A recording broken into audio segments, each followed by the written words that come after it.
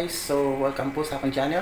Andito po yung likod si Kuya Ems. So share lang po sa inyo guys yung kuha nating maliit na project lang na railings po ng ating ng balcony po.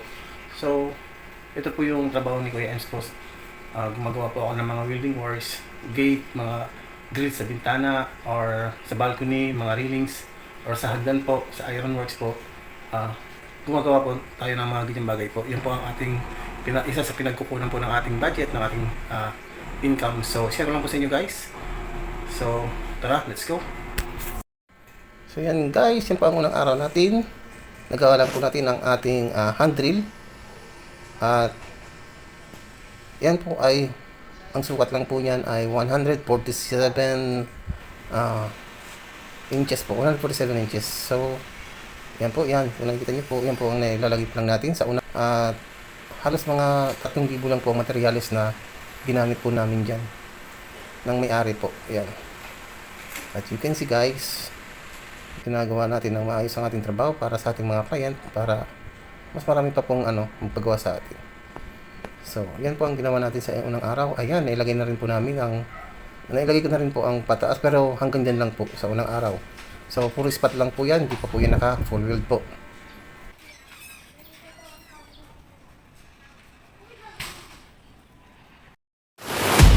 So guys, ito pa ang pangalawang araw natin. Ayan, dalawang araw po natin ginawa yan. Ito yung pangalawang araw guys, kung napapansin nyo, kinumpleto namin yung design po na 1x2 na ikinakabit po.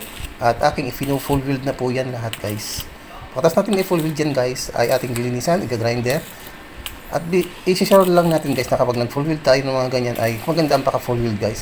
Hindi nyo nang bubutas-butas para hindi naman pumasok yung tubig ng ulan sa mga bakal. So, kung napapansin nyo guys, yan ay natin na full weld.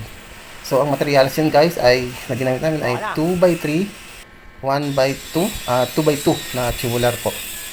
At yan po ay humahalaga lang na 3,000 lang po yan. Lahat na materials po na ginamit po namin. Halos 3,000 lang yan. Mga 3,500 po ang budget po ng may-ari po dyan. So, yan po guys, para ma-idea po kayo kung yan ang maging budget nyo po dyan. So guys, sa mga hindi pa po nakasubscribe sa ating channel, subscribe na po kayo. At click na rin po yung notification bell na nandyan po na makikita po ninyo. Yan po ay nilinisan na ng ating kasama. Tinatanggal yung mga plugs at yan po ay gagrinderin po namin. So yun na nga guys, yung ating project. Natapos natin ng 2 araw lang po yun guys na natapos natin. So share ko lang sa inyo guys. Ang budget po kasi doon na may-ari guys, mga 3,500 lang po yun guys. Tapos nagpa-labor pa siya sa akin. Kasi labor lang po ang kinuha natin doon. Kaya mga 3,500 lang po ang budget nila doon. Bakit ko alam? Dahil ako po ang bumili ng materials. Kaya alam natin kung ilan po yung budget po ng may-ari po doon.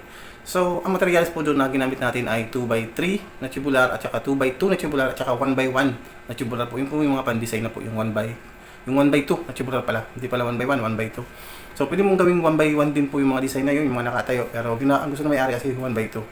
So, gumagawa din po ako guys ng mga gate at saka ng mga grills sa bintana sa mga gusto magpagawa po at sa railings din po ng ating hagdan. Gumagawa po tayo dyan at ng trusses po. So, pumapasok din po tayo guys sa mga stainless. Pwede niyo po akong kunin bilang gagawa po ng gate ninyo na stainless or railings na stainless. Pwede po tayo dyan guys. Sa mga hindi pa po nakapag-follow sa aking channel, follow na po kayo, subscribe po kayo sa akin sa mas marami pang videos na ating isi-share po sa inyo. So, guys, pag nag-subscribe kayo sa aking channel, huwag niyo pong kalimutang i-click ang ating bell. So, hanggang dito lang guys. So, thank you and God bless po sa inyo.